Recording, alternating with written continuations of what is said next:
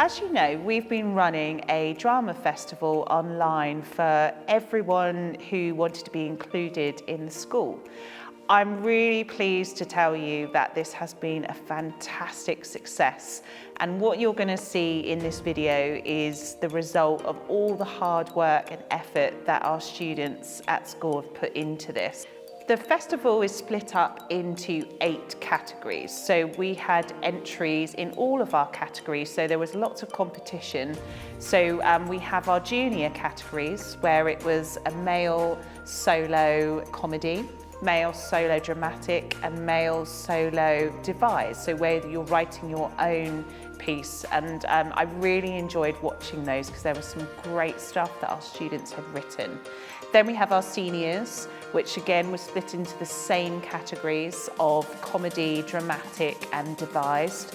And then we had our group pieces, where we had our juniors writing a devised piece but in a group, and we had our seniors creating radio plays. So what you're going to see on this video are all of our fantastic winners, but I just wanted to say to all of the people that entered the competition how fantastic you all were. But of course this is a festival, so there can only be one winner per category. I'm just going to hand over to Danny, who was our judge for this festival, and Danny is fantastic, and she is a working actress and she has been to Worth before. So I'm going to hand over to her and she's going to just say a little bit about the standard that we saw. I just want to say a huge congratulations to every single person who took part in the online festival. I was blown away by your talent. You really are a fantastic bunch, and I found it really hard to choose any winners. We'll be working together in a few weeks' time in a drama workshop, which I'm really excited about. So thank you for letting me be part of it.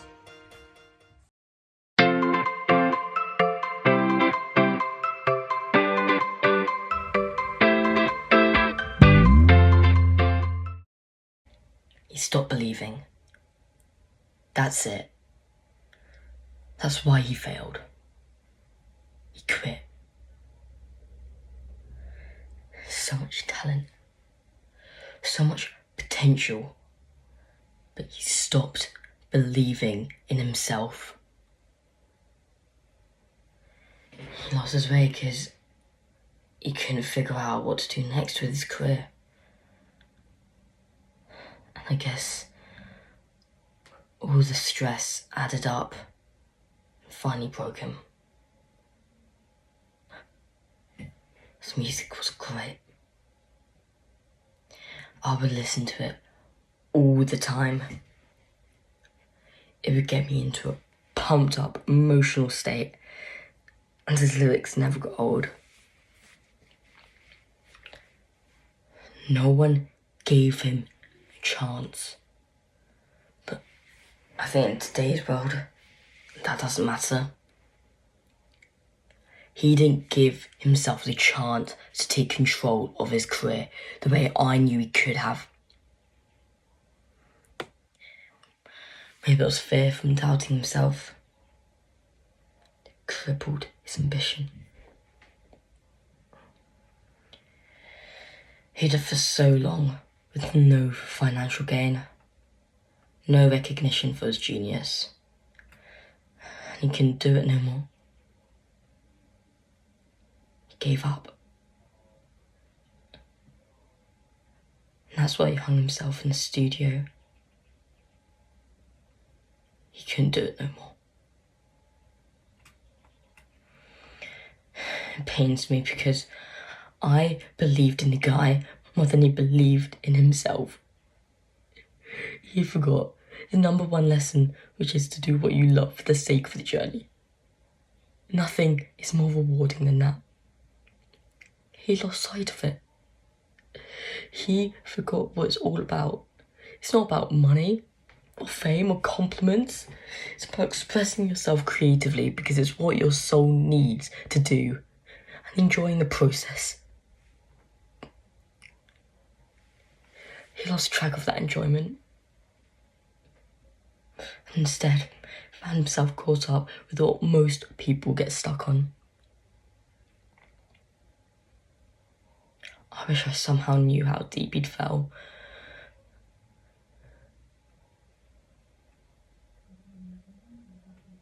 I will miss him very much.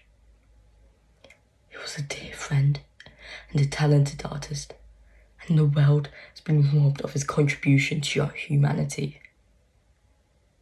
It hurts. It's sad. It didn't have to end this way.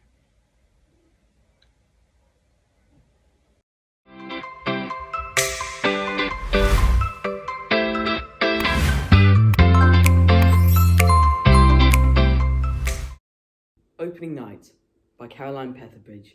Dylan is about to make his first stage debut and is waiting in the wings. This is it! Opening night! The moment I've been waiting for. The moment I've been working towards for months. My debut as a performer. I'm about to tread the boards.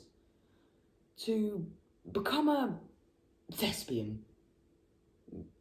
It may only be a small role, but I'm beginning the journey of my dreams. And one day, who knows, I could be playing the lead. Any minute now. Wait for my cue line. Wait for it.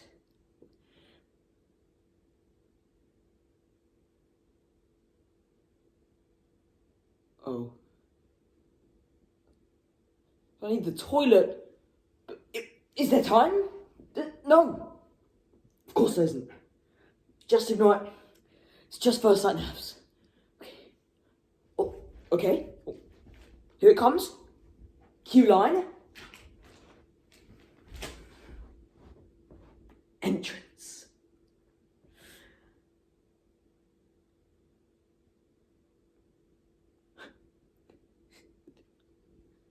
Oh no. I've gone blank. But what's my first line? My first line? Oh, come on. Oh no, for goodness sake. Look, I've been rehearsing it for long enough. It's nothing. Nothing. I can't remember a thing. Oh no. This can't be happening. Just say something. Anything. Anything at all from this scene. As long as I say something, it will be alright. Just get things moving. Give the other actors something to work with. Oh God, they're all staring at me. But they think that's going to help. Don't they realise that's going to make it worse? Oh no. My head's starting to swim. Oh no! I might faint. No! I've got to hold it together. Breathe. Something will come to me in a minute. Just give it time. Okay. Hey. What's happening? They're carrying on without me. They've skipped my lines, they're carrying on. As if I'm not even here. How dare they? They didn't even give me a chance. Don't they realise this is my big moment? I have to take back control of the situation. But it's not too late. I just have to take a quick look at my script. I left it over there in the wings. All I have to do is casually move over to... Hey, who turned the lights out? Blackout? You mean it's all over? I didn't even... Wait a minute. The audience is clapping. They want to show their appreciation. Well, I better give them what they want. And after all, it would be rude not to.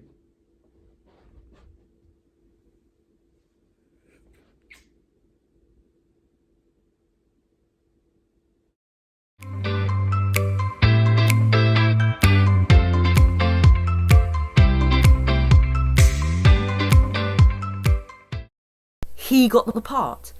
It's not fair. I'm easily better than him. Now that's not bias, that's just a fact. I have trained for the art of performance since I was in the womb. In fact, my earliest memories of me performing my rendition of Big Spender to all my friends at my 3rd birthday party. It's a wonder nobody came the next year.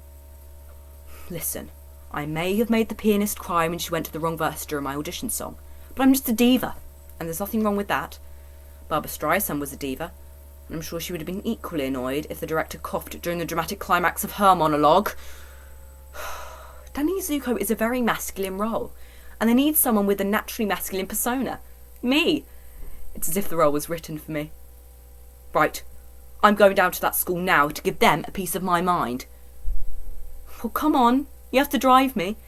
I simply refuse to use public transport, and I've been banned from every taxi company in the town.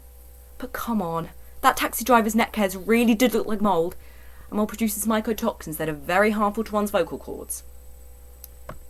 Right, let's go. I said now!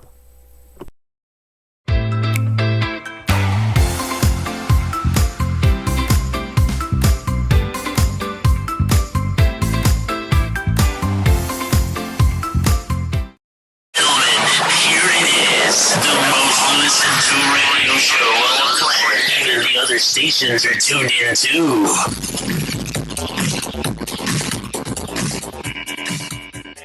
Hi, welcome back to the SNL Breakfast Show. We are your hosts, Lily and Sophia. This is where you can get all the hots and everything gets the goss. And today we've got multiple special guests joining us. The first one you'll know for their amazing voice and bright personality. Please welcome Lilia Blue! Woo! Woo! Hi, I'm sorry I'm late, there was bad traffic. Don't worry. So, we're going to be asking you the public's burning questions. So, why did you originally get into music? So, basically, I was like 9. One of my fish died, and I used to sing with my fish, and I just wanted to try and let his life, not be forgotten and in vain. So I do this for singing. What a heartwarming story. Okay, moving on. What do you think about your ex-husband being in the new movie, working with your boss? The one you had an affair with? Why are you talking about him? This is meant to be about me. You just invite me on the show to talk about him. That is such an invasion of privacy. I can't believe you would ever do this to me. I can't believe you would do this so sensitive to me. I'm my God, I can't believe you ever. Why would you leave her? Sorry for that interruption, ladies and gentlemen. We'll be back when we fix this small problem. Why did you leave her? That was such a gossip. We've not had that in ages. We're going to get sued if we air that. Exactly. No one wants to hear about how she had an affair with her boss, and now her husband is doing better than her. Exactly. I do. You mean my man is doing well? No, me and my ex-husband have divorced, and I don't understand myself. The celebrity who wants the worst in life, then I can feel better. Lily, not now, okay? Not now. We should just bring in the other celeb. And I think your mic's set unmuted. What? Hi everyone, welcome back. Sorry for the inconveniences. Yeah, sorry for the inconvenience. The next celebrity we have on for you today is someone you'll know for her great baking skills. Izzy Ramsey! Woo! Thank you for inviting me to your show. No worries. So, Izzy, what is your favourite thing to bake? I would say good old shortbread biscuits. I love a good shortbread biscuit. They are so good with a cup of tea as well. Anyway, without further ado, I'd like to ask you this question. So, what are the rumours about the food poisoning on one of your baking shows? Lily, not now. Why not? No, it's okay. They are all false accusations. Oh, fake. Mm. Okay. Anyway, we have a surprise for you today. Really? Yeah, we've got one of your dear friends coming on here. Everyone, let's welcome Molly! Woo! Woo! Hello everyone, it's me, the famous MC. You have got to be kidding me. So, how do you guys know each other? Well, we go way back, unfortunately. Yeah, quite unfortunate. Oh, and why is this? Why is it unfortunate, Mary? Well, she is a stuck-up know-it-all who I hate. Oh, don't even start. You're the one who nearly ruined my career. No, I didn't. You did. Why, you little... Sorry about the language, ladies and gentlemen. We'll be back in just a minute. I hate you. Right back at you. You nearly ruined my career. Fight, fight, fight, fight, fight, fight, fight, fight. Oh my god, this is great. Watch out!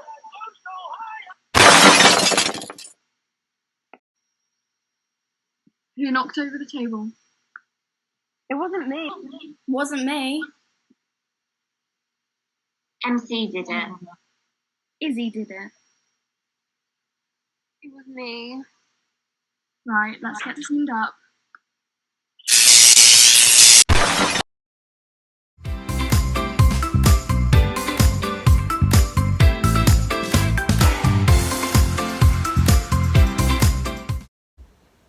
Your spirit haunts me, Juliet. I see more of you dead than I did when you were alive. That's a joke. Go on. Laugh. Laugh. Come on, Juliet. We were hardly close as cousins.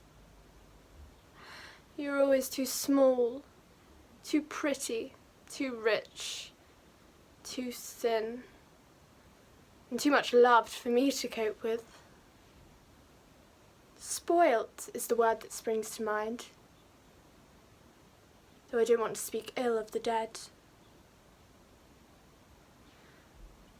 Don't turn away. Listen.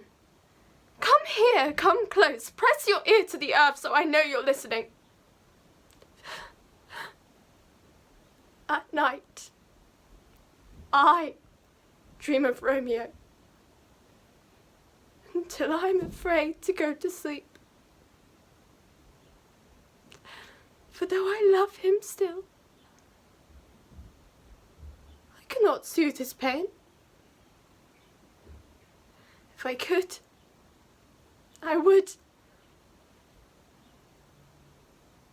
But it's not me he's reaching out for. So why, Juliet, should I spend my cash on flowers for you?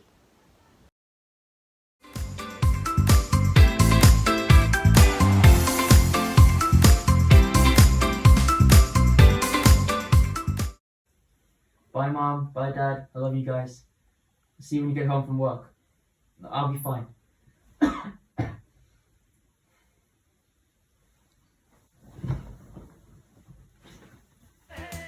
They bought it. Incredible. Probably one of the worst performances of my career, and they never doubted it for a second.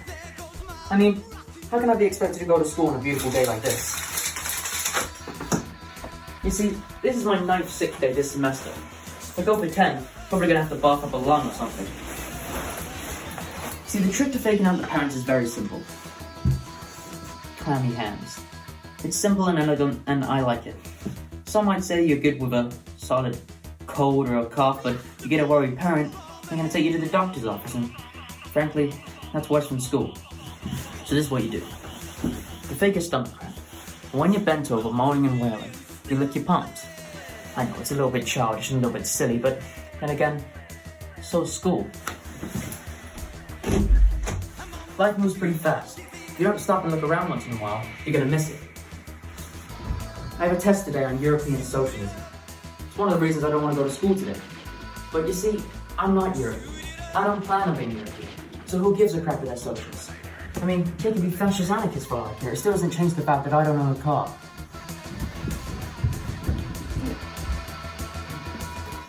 No, I'm not saying I condone fascism. Or any kind of ism for that matter. I don't think people should believe in isms. I think people should believe in themselves. I quote John Lennon. I don't believe in the Beatles. I only believe in the man. Good point, man. Then again, he was the walrus. I could be the walrus. Still have to hitch rides up people. Speaking of which, my friend Billy's gonna come around the corner in about 2 minutes-ish. His dad's nice new sports car. And when he gets here, I'm gonna jump in, and him and I are gonna ride off into the sunset and actually enjoy one day of our adolescent lives, instead of doing tests at school. So I hope you guys have enjoyed our little chat, and have found us full of information, and hopefully one day you'll be able to skip school like a pro like me. I really wish you guys could come with us, but like I said, sports car, it's only got 2 seats. So, if you excuse me, it's my day off.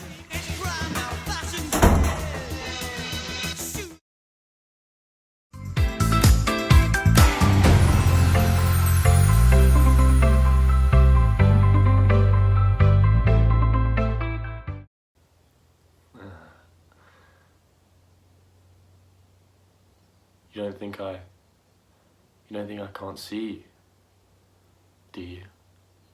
Oh, let me tell you. I can see you. I can see all of you.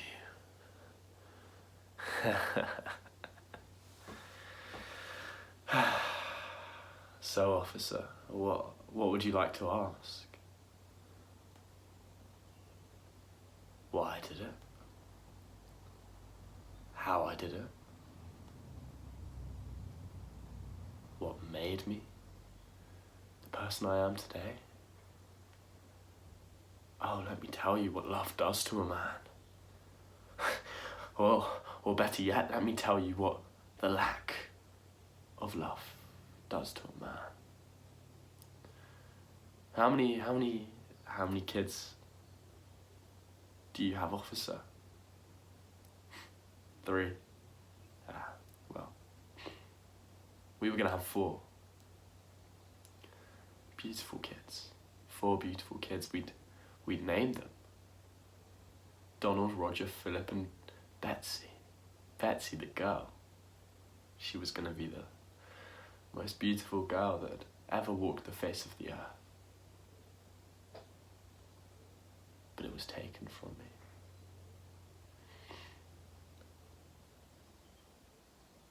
Do you know what it feels like to love someone and them not to love you back?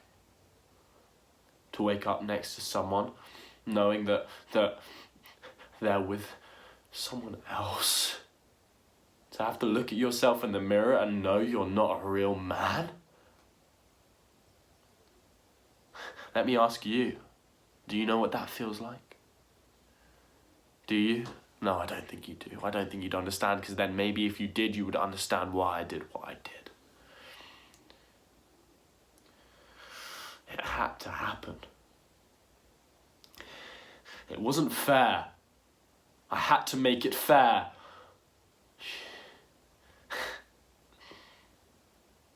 I used to love the way that she would look at me in the mornings. When she would just roll over with that messy blonde hair and those deep blue ocean eyes. She would just laugh. There was such joy in that laugh. But let me tell you, I was the one laughing when it came to it. I was the one laughing when she was screaming. And I enjoyed every second of it. Because she didn't deserve to live without me. We made each other whole. We were a team. We were a couple. We were together. Until we weren't, and then it was like I was with this new person and she completely changed. I don't like change. It makes everything muddled up. Do you know about change? How do you feel about change? You don't like it, do you? It scares you. The thought of it scares you, it terrorizes you, or you sleep at night.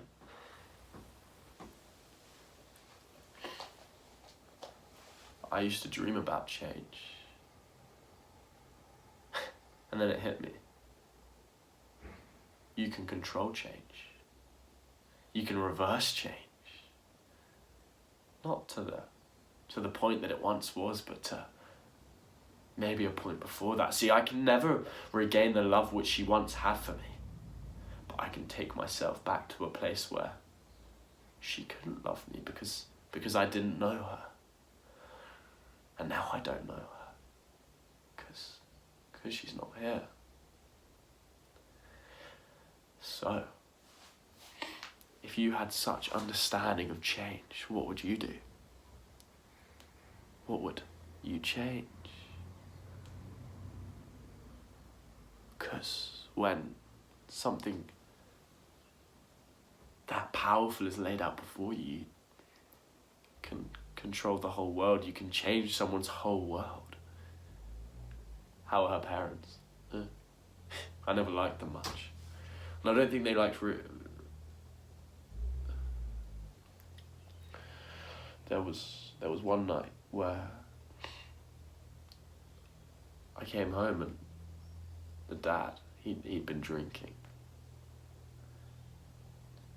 You know, he pushed me against the wall and he said, "What have you been doing with my daughter?" And I looked at him, obviously, you know, being the gentleman that I was, and I said, "What do you think I've been doing with your daughter?" And he hit me. So now I hope that he feels the pain that I felt that day. The embarrassment I felt being struck down in front of my own girlfriend, in front of my own wife. Well, you say she wasn't my wife, but what really makes someone a wife? A contract? No. Marriage isn't about a contract, it's about a connection. We had that connection. We were married till death do us part, I tell you.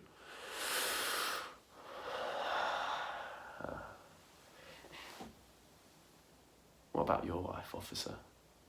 Is that just a contract? What about if I ripped that contract up?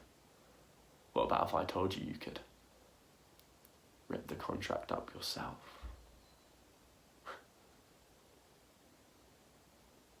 You're weak, feeble. You didn't have the strength to do what it takes, but I did, I tell you, and I did it! And I'd do it again, and again, and again. But I still feel this pain. This brokenness inside of me, and it clutches at me day and night, and it strangles me, and I can't breathe. I can't. And maybe I can help you understand that pain. Maybe.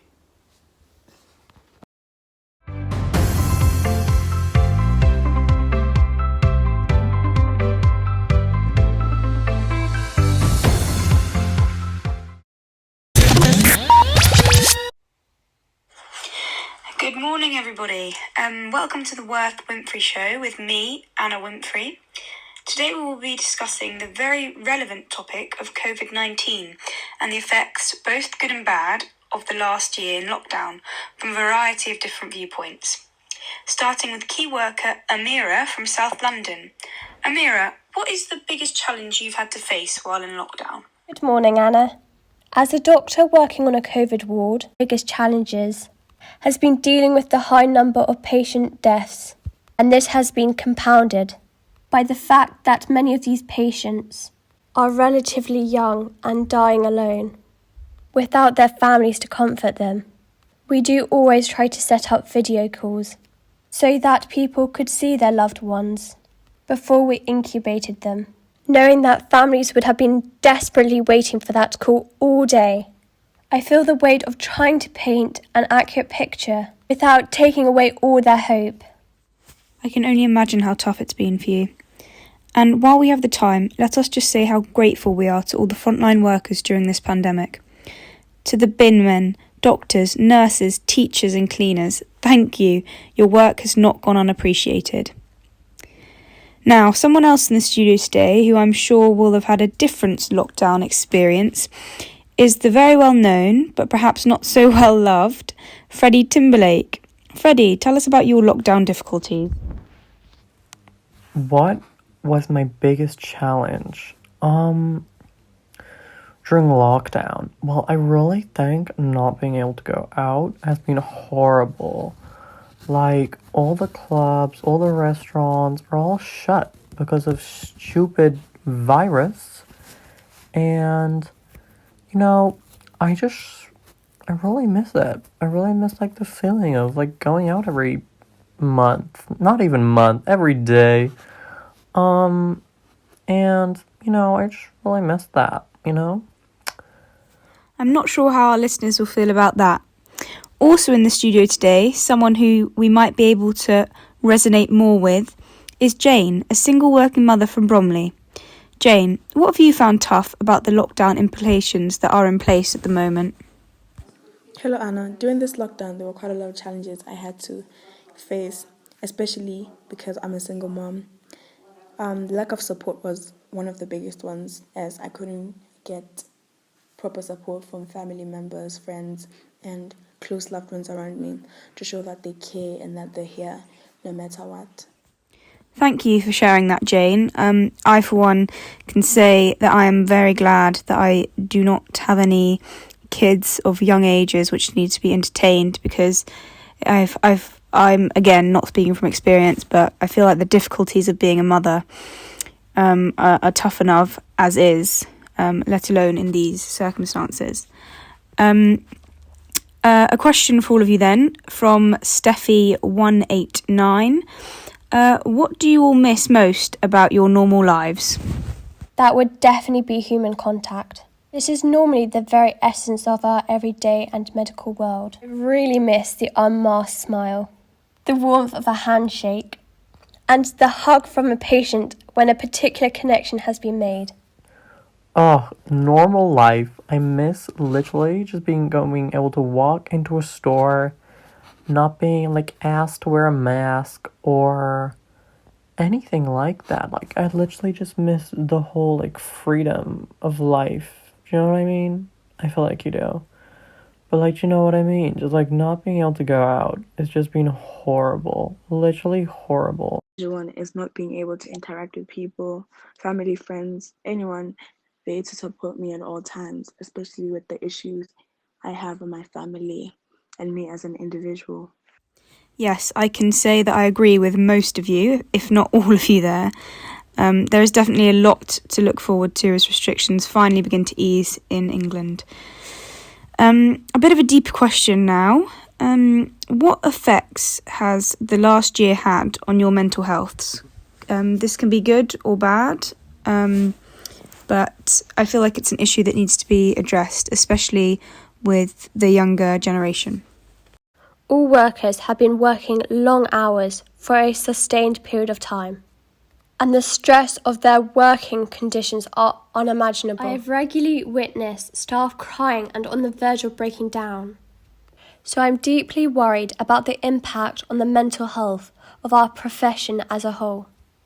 And on a personal level, I feel terrified that I will lose colleagues, friends or family. I also worry that I could become unwell myself and potentially infect my patients. Are suffering?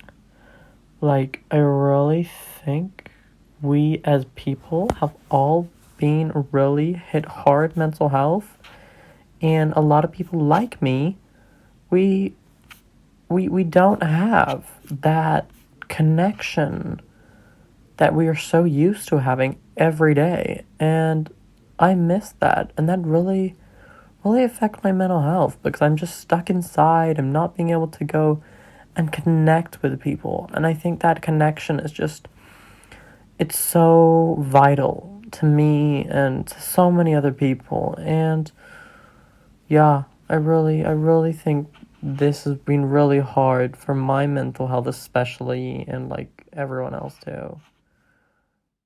What's probably affected my mental health the most is not being able to interact with anyone, being in the same environment at all times, and not being able to fully go out anywhere to de-stress. This is an extremely difficult time for all of us, and I would like to encourage anyone who is struggling to speak out. You don't need to suffer in silence. We are all in this together. Unfortunately, we are running out of time, so this will have to be the final question for today. In hopes of ending on a bit of a better note, have any of you found any personal benefits during this lockdown? And if so, what are they? We would like more than the classic, oh, I baked banana bread, learned how to bake, learned how to cook. What are true benefits that you have had and experiences that you wouldn't have had if this pandemic hadn't have happened? That my husband, who has been working from home, has finally learnt how to cook. So coming home to dinner already in the oven has been really lovely. And has there been any personal benefits? Wow, I did get a new pool this summer, and it just finished. So I've been learning to swim. I've been learning to swim in the pool, which has been really good. It's been really, really good. And I've been really being able to focus on myself as well. I've not had to worry about all the toxic lives of so many other people. And yeah, I really think that I've been really benefited by it all.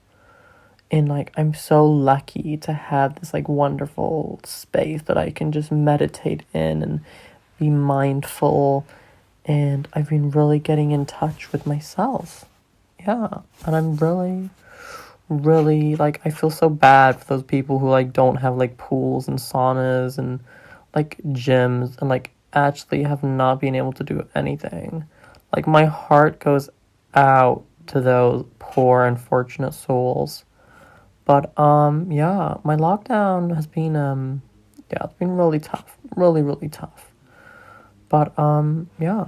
Thank you for having me, Anna. Anytime. Thank you. During lockdown, there were a lot of opportunities whereby you were able to take a walk or go to the park, anything similar to that. But that does not compare to being able to actually going out for, I don't know, a movie, for example, or going out for rides. All those things, it does not compare. Our competition is still on. Text WORTHWIN, capital WORTHWIN, to be in with a chance to win 2 tickets to the first viewing of Pride and Prejudice. Complimentary drinks are included. That's all from us. You've been listening to The Anna Winfrey Show with me, Anna Winfrey. Goodbye for now.